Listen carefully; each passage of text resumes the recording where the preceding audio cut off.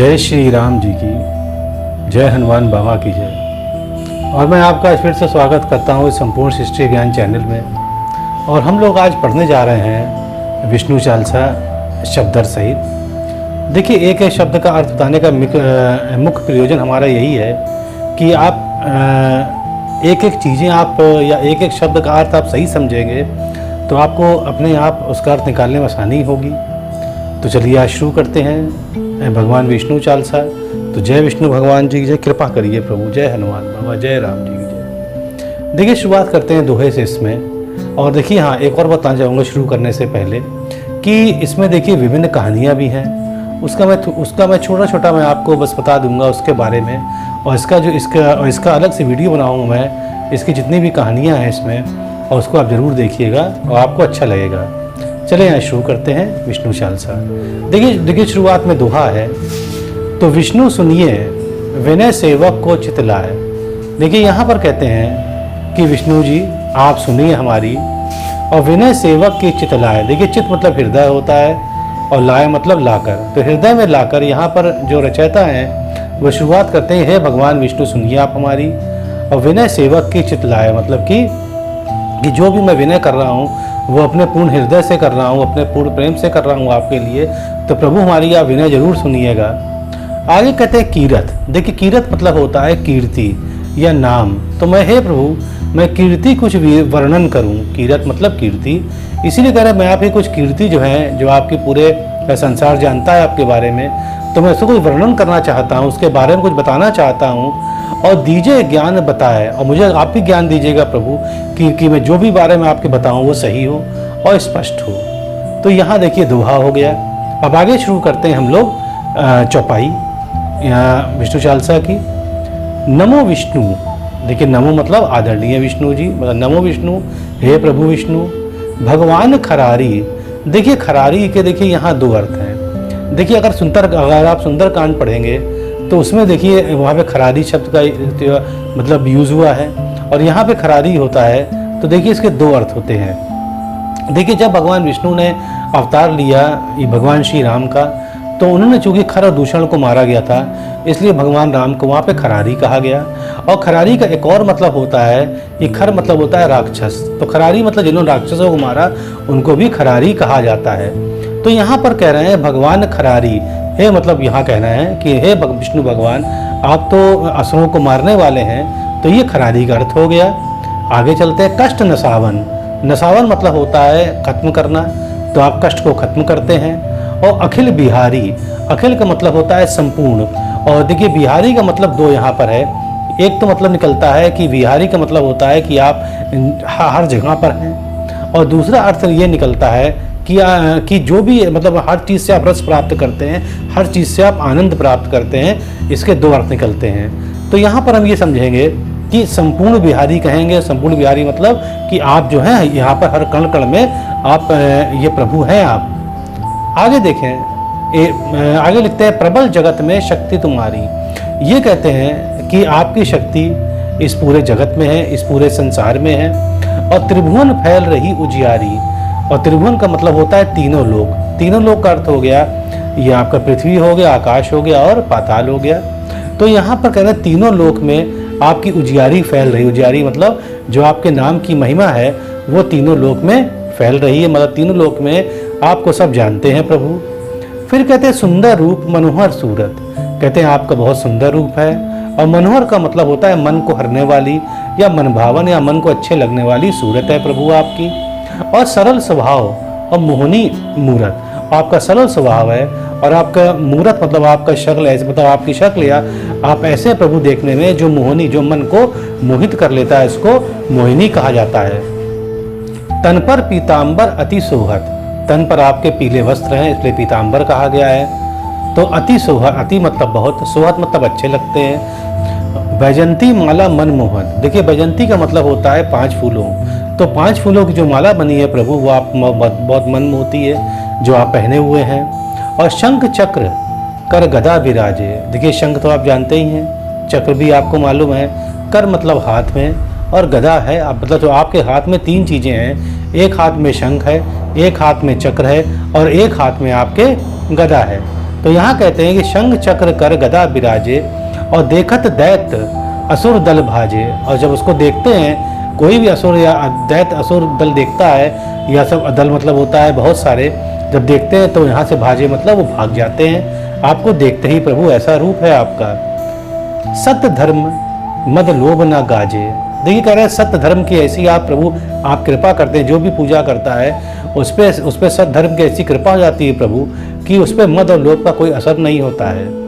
काम क्रोध मद लोभ ना छाजे। और आपकी पूजा करने से आदमी न तो काम और क्रोध मद लोभ और छाजे मतलब इससे, या छाजे मतलब आप मतलब ये छाजे मतलब होता है छाना। तो अगर कोई प्रभु आपकी पूजा करता है तो आप पर ना काम ना क्रोध ना मद ना लोभ, उस पर कोई नहीं छाएगा। तो छाजे मतलब हो गया छाना। आगे देखिए लिखते हैं सत भक्त, माफ करिएगा, संत भक्त सज्जन मनोरंजन। कहते हैं जो संत हैं वो भी आपके प्रभु भक्त हैं, संत हैं वो भी आपके भक्त हैं, और सज्जन मनोरंजन, और सज्जन पुरुष हैं तो उनके मन को हमेशा रंजन मतलब खुश होना। तो सज्जन मनोरंजन मतलब सज्जन पुरुष भी जो पूजा करते हैं आपकी, उनके मन को आप खुश करते हैं। धनुष, देखिए धनुष का मतलब होता है राक्षस। तो राक्षस असुर दुष्टन दल गंजन, गंजन का मतलब मारना। तो आपकी कृपा ऐसी है प्रभु कि आप राक्षसों को, असुरों को, दुष्टों को और या उनके दलों को आप उनको मार देते हैं। सुख उपजाए, कहते हैं सुख उपजाए मतलब आप सुख देते हैं प्रभु। और कष्ट सब भंजन, जितने भी कष्ट हैं, भंजन मतलब उस भंजन मतलब होता है खत्म करना। तो आप जितने भी कष्ट हैं आप सब खत्म कर देते हैं। और दोष मिटाए करत जन सज्जन, और दोष मिटा देते हैं। और करत जन सज्जन, जो भी मतलब जो भी गलती करते हैं मतलब आपके भक्त, उसको भी आप मिटा देते हैं, उसको भी आप ध्यान नहीं देते हैं। आगे देखिए लिखते हैं पाप काट भव सिंधु उतारण। देखिए आप पाप काट देते हैं। जो भी व्यक्ति अगर जो कितना बड़ा पापी हो, अगर वो आपकी पूजा करता है तब भी आप उसको भव सिंधु उतारण, मतलब भव मतलब होता है कि इस जीवन चक्र के जो सागर से, सिंधु मतलब सागर, इस जीवन के चक्र के सागर से आप हटा देते हैं। मतलब कि जो भी पूजा करता है उसके पाप काट देते हैं और उसको आप मोक्ष दे देते हैं, जैसे विष्णु धाम में आके रहे। और कष्ट नाश कर भक्त उबारण, और उसका कष्ट का नाश करते हैं और भक्त को उबार देते हैं जो भी आपकी पूजा करता है। ऐसे हैं प्रभु आप। और करत अनेक रूप प्रभु धारण। अब देखिए यहाँ मतलब देखिए कहते हैं करत अनेक रूप प्रभु धारण। इसका हे प्रभु आप अलग अलग रूप धरते हैं। तो यहाँ पर रचयिता का मतलब ये है जो आपने यहाँ पर अवतार लिए हैं प्रभु, उनके बारे में ये कह रहे हैं कि आपने अलग अवतार लिए हैं प्रभु। और केवल आप भक्ति के कारण, और जो आप जो हैं सिर्फ भक्ति को ही मानते हैं, मतलब जो भी अगर भक्त कर लेगा आपको किसी और चीज़ से मतलब नहीं है। आप सिर्फ किसी व्यक्ति की आप भक्ति देखते हैं कि भक्त आपको कितना चाहता है, सिर्फ उसकी भक्ति देखते हैं आप। ऐसे प्रभु आप इतने अच्छे हैं प्रभु आप। आगे देखिए कहते हैं यहाँ पर धारणी धेनु बन तुम ही पुकारा। अब देखिए यहाँ पर हम कहानियों पे आ रहे हैं। यहाँ कह रहे हैं देखिए यहाँ लिखा है धरणी, तो धरणी का मतलब होता है धरती या धरती माँ। तो धरती माँ धेनु बन मतलब गाय बन के आपको पुकारा था। और तब तुम रूप राम का धारा मतलब आपने उसकी मतलब राम का रूप लेके आप यहाँ पे आए थे जब आपको पृथ्वी माँ ने बुलाया था गाय बन के। आगे कहते हैं कि भार उतार असुर दर मारा। अब चूंकि इसलिए बुलाया था धरती माँ ने क्योंकि यहाँ पर असुरों का भार बहुत अधिक हो गया था। तो आप प्रभु राम जी का वेश धर के आ गए थे और आपने यहाँ पर जितने भी असुर थे सबको मार दिया था, जिसमें एक रावण भी था। तो कहते हैं भार उतार असुर दर मारा। तो भार उतार के आप भार कैसे उतारा आपने, असुर से या असुर दल को आपने मार दिया था। और रावण आदिक को संघारा। रावण आदिक मतलब आदि मतलब रावण के अलावा आपने जितने भी राक्षस थे सबको मार के इस धरती का बोझ हल्का कर दिया था। आप वाहरा रूप दिखाया। देखिए वाहरा मतलब शुकर या सुअर होता है, तो आपने वहाँ पर सुअर का रूप बनाया था। और फिर कहते हैं और फिर हिरण्याक्ष को मार गिराया, और आपने वाहरा रूप करके हिरण्याक्ष को आपने मार दिया था। फिर यहाँ अगला देखिए इनका एक और अवतार है, पहला अवतार था इनका, मतलब ये जो आप बता रहे हैं ये सब अवतार थे इनके। तो एक पहला इनका वाहरा रूप बताया गया है कि पहला वाहरा रूप अवतार बनाया गया। फिर इन्होंने कहा है कि घर मत्स्य तन सिंधु बनाया, और फिर उन्होंने मत्स्य अवतार रखा और लिखा है मत्स्य तन सिंधु बनाया और 14 रत्न को निकलवाया। और फिर उन्होंने मत्स्य का या मत्स्य अवतार रखा। और फिर बताते हैं कि भगवान विष्णु हैं कि जिन्होंने 14 रत्न को निकलवाया था। कैसे निकलवाया था, अभी देखिए आगे आगे आता है यहाँ पर। अमिखय असुरन द्वंद्व रचाया। देखिए अमिखल, माफ करिएगा, अमिखल का मतलब, अमी का मतलब होता है अमृत। तो अमृत खल असुरन द्वंद्व रचाया, मतलब अमृत के कारण असुरों ने वहाँ लड़ाई करी। तो रूप मोहिनी आप दिखाया, तो आपने मोहिनी का रूप बना के आप वहाँ चले गए और देवन को अमृत पान कराया, और आपने वहाँ देवों को अमृत पान कराया जिससे वो अमर हो गए। और असुरन को छवि से बहलाया, और असुरन को अपनी छवि जो मोहिनी रूप रख के गए थे उसको आपने उनसे बहला दिया आपने। ऐसी प्रभु आपकी कृपा है। आगे देखिए लिखते हैं कि कुर्म रूप। देखिए कुर्म का मतलब होता है कछुआ, और कछुआ रूप धरी सिंधु मझाया, और कछुआ रूप धर के आपने सिंधु मझाया, मतलब सिंधु को आपने पिरवाया, या आपने वहाँ पर उसको इंग्लिश में चान कहते हैं, तो उसको आपने पिरवाया वहाँ पे। और तो देवन को माफ करिएगा, तो कुर्म रूप धर सिंधु मझाया मतलब उसको आपने घुमाया, मतलब वहाँ पिरवाया आपने उसको। और मंदराचल गिरी तुरंत उठाया, और किससे पिरा, वहाँ पिरवाया आपने उसको मंदराचल पर्वत के द्वारा। आगे देखिए, तो यहाँ पर देखिए इन्होंने सिर्फ हिंट दिया है कि यहाँ पर उनके रूप हैं अलग अलग। जैसे पहला रूप बताया उन्होंने कि वारा रूप लिया था, फिर अगला रूप बताया कि उन्होंने मत्स्य रूप लिया था, फिर अगला उन्होंने यहाँ पर कुर्म रूप, तो ये अवतार के रूप में लिया था। और मैं इसके वीडियो अलग अलग बना रहा हूँ जो आपको बताएंगे कि उन्होंने ये रूप क्यों लिया और उसका क्या फल हुआ। इसके बारे में आप वीडियो जरूर देखिएगा। अब चलिए आगे चलते हैं विष्णु चालीसा में। यहाँ देखिए कहते हैं हम, शंकर का तुम फंद छुड़ाया। फंद मतलब परेशानी, तो शंकर जी परेशानी में आ गए थे, वो भी आपने उनकी हर ली थी। कैसे हरी थी, और भस्मासुर को भस्मासुर का रूप दिखाया। और भस्मासुर का जो रूप था, भस्मासुर ने भगवान शंकर का बहुत बड़ा भक्त था, और उसने ये कहा था कि उसने ये मांगा था भगवान शिव से कि जिसके भी सर पे हाथ रख दूँ तो उसका सर फट जाए। और जब भगवान शिव ने जब उसको आशीर्वाद दे दिया या उसको वर दे दिया ये वाला, तो उसने पहले कहा कि प्रभु मैं आपके सर पे हाथ रखना चाहता हूँ। तो अब तो यहाँ शिव जी भागे वहाँ से। तो उसके बाद विष्णु जी ने ये काम, विष्णु जी एक सुंदर एक मोहिनी रूप एक औरत का रख के आए थे, और उन्होंने वहाँ नाचना शुरू किया। तो भस्मासुर खुश होकर नाचने लगा, और उसी प्रकार से और वही नाच रहा था जैसे कि वो विष्णु भगवान मोहिनी रूप में नाच रहे थे स्त्री बन के। तो भगवान विष्णु ने क्या किया, तो जैसे ही भगवान विष्णु ने अपना हाथ सर पर रखा और उसने भी हाथ सर पर रख लिया, तो वैसे ही वो भस्मासुर मर गया। तो यहीं पर कहते हैं कि शंकर का तुम फंद छुड़ाया और भस्मासुर का रूप दिखाया, और भस्मासुर का आपने अपना रूप दिखाया। और देवन को जब असुर डुबाया, वेदन को जब असुर डुबाया, और कर प्रबंध तुम्हें ढूंढवाया। अब देखिए जो वेद की बात है ये दूसरी कहानी है। यहाँ पर दूसरा अवतार लिया गया था जो बता रहे हैं, जो यहाँ पर कहानी बताई गई है। तो जो वेदन को यहाँ बता रहे हैं, तो यहाँ पर उन्होंने मत्स्य अवतार लेके ढूंढवाया था, तो हालांकि इन्होंने बीच में ही डाल दिया है इस चीज़ को। तो कहते हैं वेदन को जब असुर डुबाया, वेदन को जब असुर, देखिए यहाँ पर एक हियग्रीव नाम का एक असुर था, जो कि जिसने जब ब्रह्मा जी के मुंह से जब वेदों ज्ञान निकला तो उसने चुरा लिया था और वो चला गया था समुद्र के अंदर। तो उसी को लाने के लिए उन्होंने मत्स्य स्वरूप का धारण किया था भगवान विष्णु ने रूप, और उसी को वो ले आए थे वो हियग्रीव को मार के। तो वहीं पर यहाँ पर लिखा गया है कि वेदन को जब असुर डुबाया और कर प्रबंध तुम्हें ढूंढवाया, और आपको प्रबंध दिया कि आप ढूंढो जाके उसको। और मोहित बनकर खलई रचाया, और मोहित भर का आपने खल मतलब ऐसा आपने स्वांग रचाया कि उसमें कर से भस्म कराया, उसी से आपने भस्मासुर खुद ही भस्म करवा दिया। तो यहाँ पर यह भी है कि कहानी ये भी बनती है कि भस्मासुर जिसके सर पे हाथ रख देता था तो वो व्यक्ति भस्म हो जाता था या उसका सर फट जाता था, तो हम कहेंगे भस्म हो जाता था, वो ज़्यादा यहाँ पर ठीक लगेगा। आगे देखिए क्या लिखते हैं कि असुर जलंधर अति बलदाई। अब यहाँ देखिए एक दूसरी कहानी आ गई कि असुर जलंधर अति बलदाई। एक असुर जलंधर था जो कि समुद्र से पैदा हुआ था और भगवान शिव का ही अंश था। तो लिखते हैं यहाँ पर असुर जलंधर अति बलदाई और शंकर से उनकी लड़ाई। और चूंकि वो जो जलंधर था उनका ही अंश था, तो वो चाहता था वही भगवान शिव बन जाए, इसलिए से भगवान शिव से लड़ाई कर ली थी। हार पार शिव सकल बनाई। अब शिव हार पार मतलब अब शिव जी ने सोचा कि हार पार मतलब आर या पार लड़ाई हो जाएगी अब तो। और कनी सती से छल खल जाई। कीन सती से खल छल जाई। तो अब यहाँ पर उसने ये भी किया था कि उस सती माँ से या पार्वती माँ से उसने थोड़ा छल कर दिया था।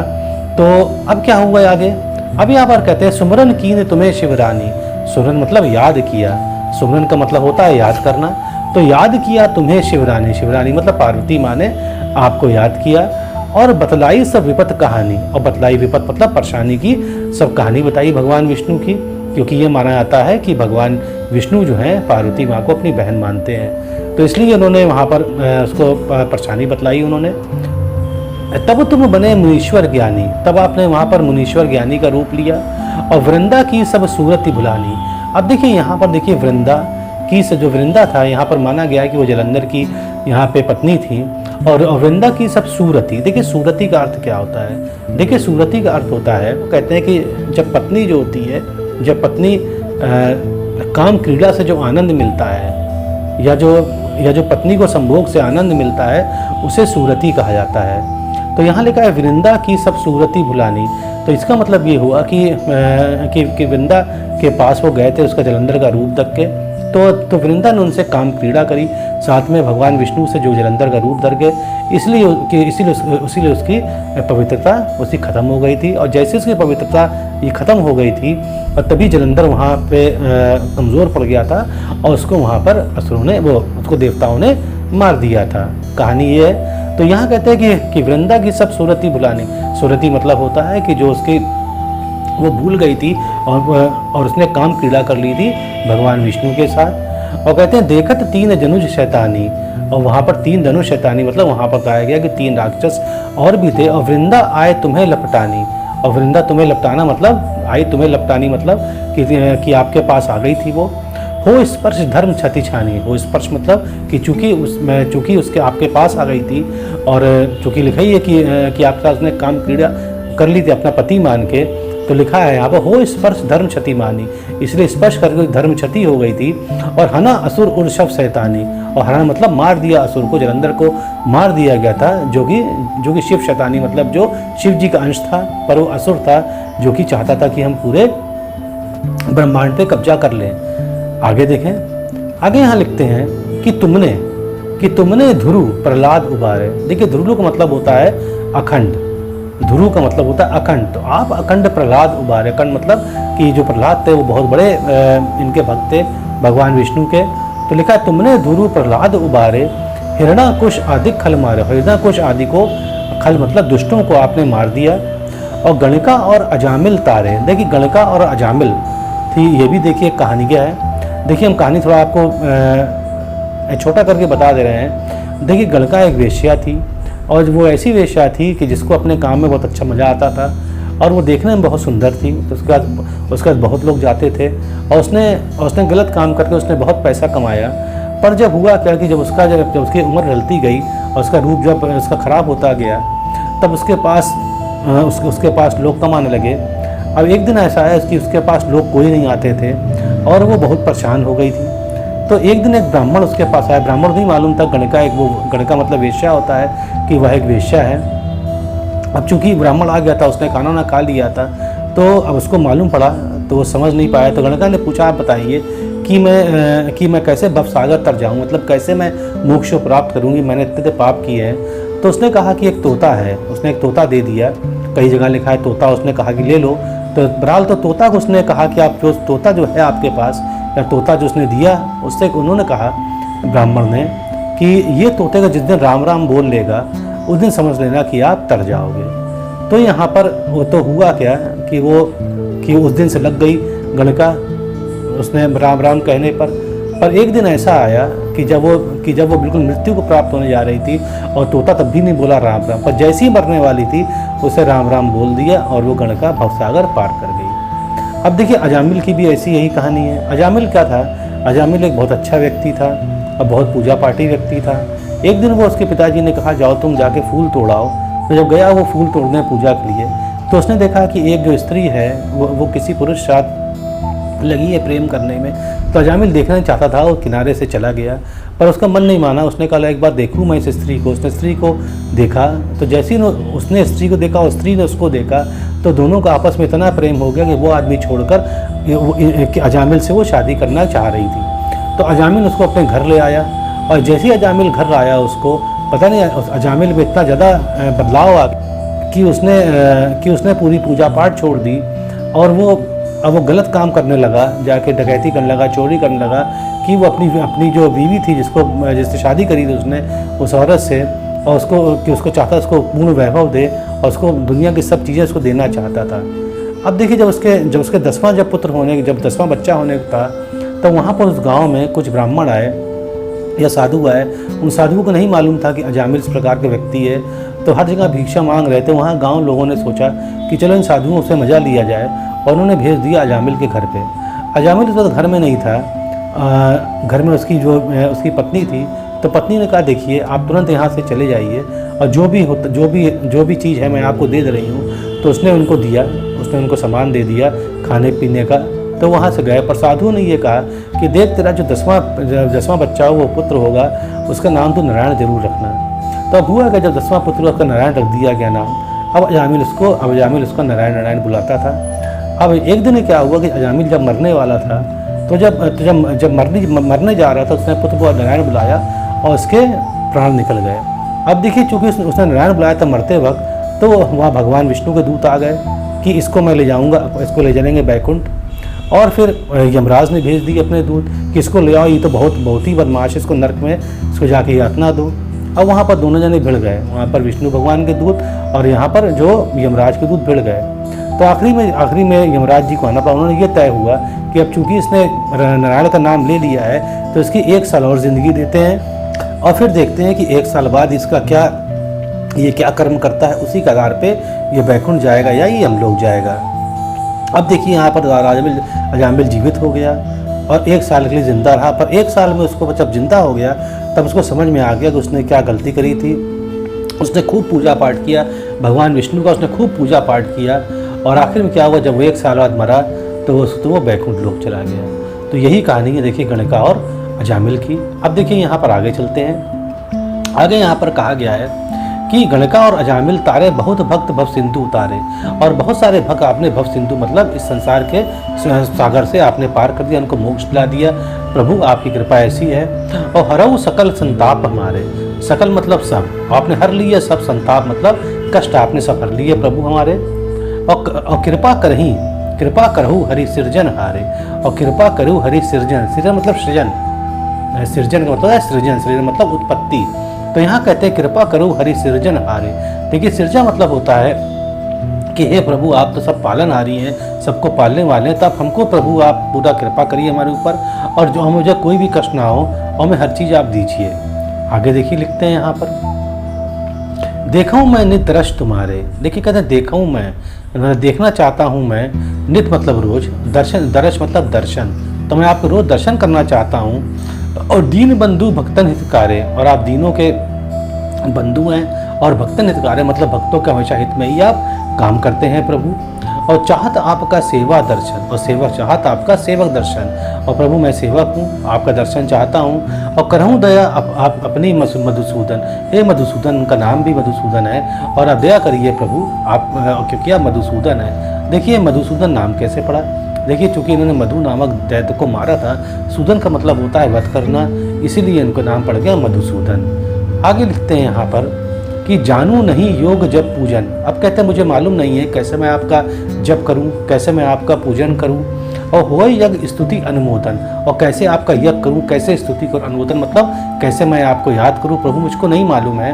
और शील दया संतोष लक्षण, और आप में जो शील है, दया है, संतोष है, और सुलक्षण। देखिए सुलक्षण का मतलब होता है अनोखे या एक ही हैं प्रभु, आप ऐसे हैं जो और कोई नहीं है, जिसके पास शील दया संतोष सब है प्रभु।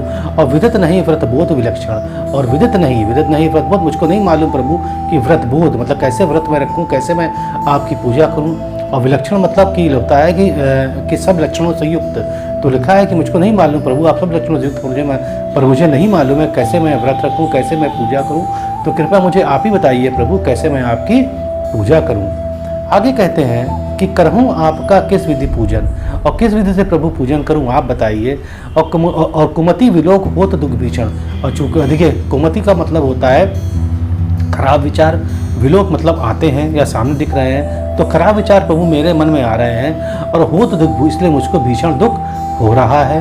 और करूँ प्रणाम कौन विधि सुमरण, और कैसे प्रणाम करूँ आपको, कैसे प्रभु, और कौन विधि और किस विधि से सुमरण, किस विधि से आपको याद करूँ प्रभु मैं आपको, और कौन भांति मैं करूँ समर्पण, और किस प्रकार से मैं आपके सामने समर्पण करूँ, ये मुझे प्रभु समझ नहीं आता है। आप ही आप बताइए मुझको, आप ही मेरे गुरु बनिए, कैसे मैं पूजा करूँ, कैसे मैं समर्पण करूँ आप सामने में, आप ही को बताना है।